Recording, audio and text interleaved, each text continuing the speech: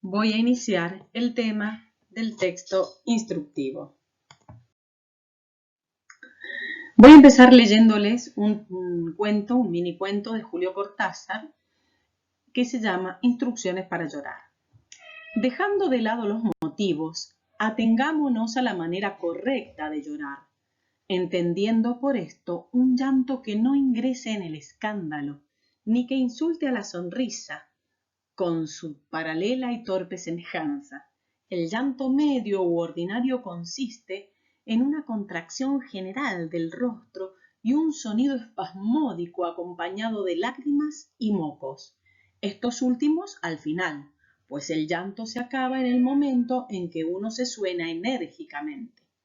Para llorar, dirija la imaginación hacia usted mismo. Y si esto le resulta imposible por haber contraído el hábito de creer en el mundo exterior, piense en un plato cubierto de hormigas o en esos golfos del estrecho de Magallanes en los que no entra nadie nunca.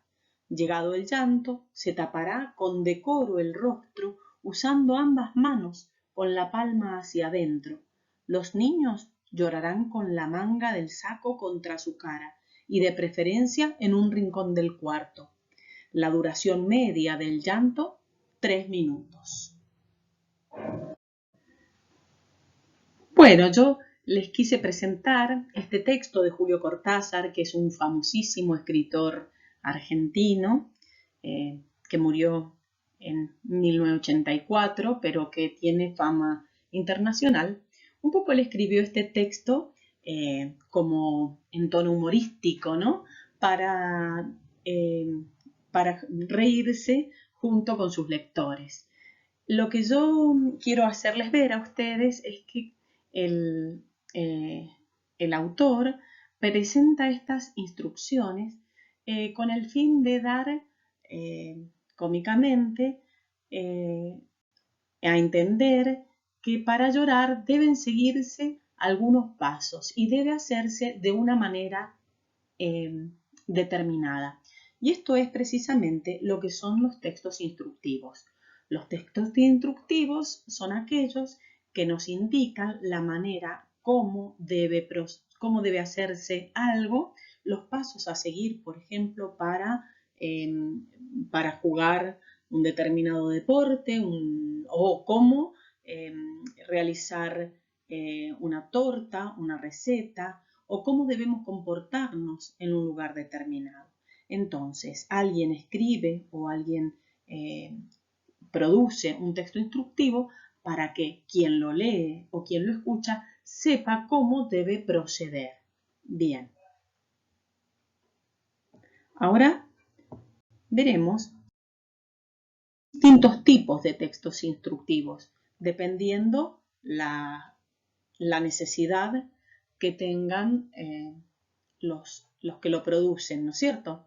Podemos tener manuales de uso, por ejemplo, cuando compramos un electrodoméstico o una computadora, viene con un manual de instrucciones que tiene dibujos e instrucciones que, si tenemos suerte, están en español o en inglés. Los reglamentos, por ejemplo, los reglamentos de los deportes, fútbol, vóley, los reglamentos también del comportamiento en algún lugar determinado, por ejemplo, en un laboratorio. También las prescripciones, las indicaciones que nos dan distintos profesionales, por ejemplo, los médicos, las recetas, los experimentos que tienen pasos a seguir, las reglas de juego, relacionadas también con los reglamentos, en fin, todos aquellos textos que tienen como finalidad indicar a quien lo escucha o a quien lo lee cómo debe procederse en determinadas circunstancias para lograr un objetivo X, son textos instructivos. Bueno, estos textos tienen algunas características lingüísticas que debemos saber para entenderlos mejor y si queremos producirlos. Por ejemplo, tienen un formato especial y característico, es decir, que por lo general aparecen separados, ¿no es cierto?, los ingredientes o los materiales y después, en forma secuenciada, las instrucciones o los pasos. El desarrollo de los procedimientos y los pasos a seguir para realizar algo nunca puede faltar. El lenguaje tiene que ser claro, es decir, se tiene que entender, porque si el que tiene que hacer algo no sabe lo que tiene que hacer, obviamente no va a lograr su objetivo. Y finalmente, puede y es muy aconsejable acompañarse con gráficos, ilustraciones, dibujos, dependiendo del texto instructivo que se desea desarrollar. Por ejemplo, actualmente son muy comunes los tutoriales. Por ejemplo, si uno quiere aprender a tejer, puede observar cómo a través de las imágenes se desarrolla la actividad. Entonces, son muy ilustrativas las imágenes y sirven al propósito para acompañar las palabras. Bien, ahora veremos un poco más sobre las características lingüísticas. Como las instrucciones están dirigidas a que la acción se desarrolle de determinada manera, es como que el que las produce utiliza un modo imperativo. Imperativo de emperador. Es un modo verbal utilizado para indicar cosas que deben hacerse. Por ejemplo, corta, prepara, dibuja, en segunda persona. También puede usarse si uno trata de usted, corte, dibuje, prepare. O primera del plural. Preparemos, dibujemos, cortemos. O preparen, corten, dibujen. Todas estas tres formas primeras están en modo imperativo. También puede utilizarse el infinitivo, que es un verboide terminado en ar, o ir. Por ejemplo, preparar, recortar, dibujar, suprimir. O en impersonal. Impersonal es la forma que utiliza esa partícula, el pronombre se. Se prepara, se recorta, se dibuja. Y si no, también podemos utilizar las formas compuestas hay que, se debe, conviene, etc.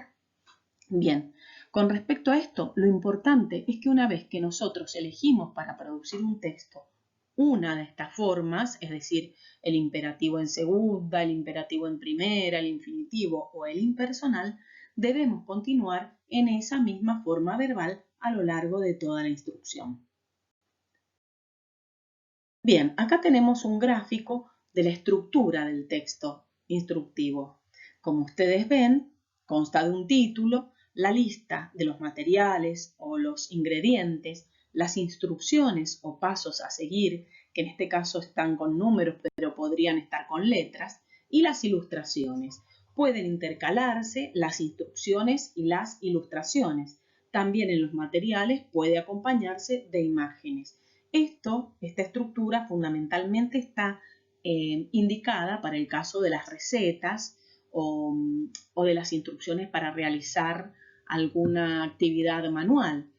Los reglamentos no tienen materiales, entonces esta estructura es para los textos instructivos de recetas o de alguna actividad práctica.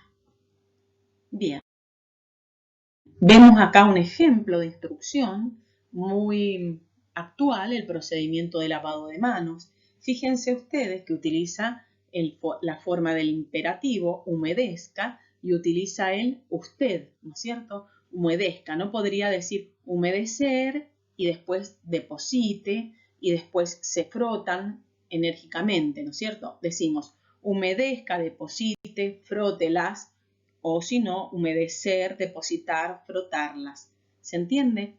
Bien, vamos a ver otro ejemplo.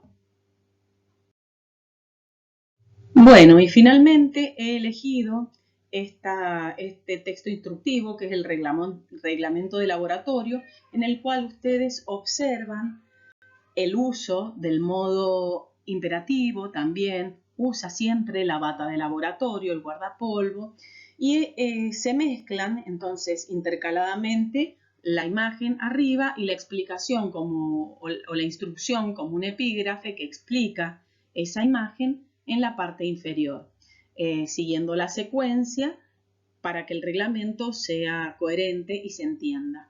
Elegí precisamente este porque, bueno, a partir del año que viene ustedes van a estar muy familiarizados con el laboratorio. Bueno, espero que les haya gustado. Eso es todo.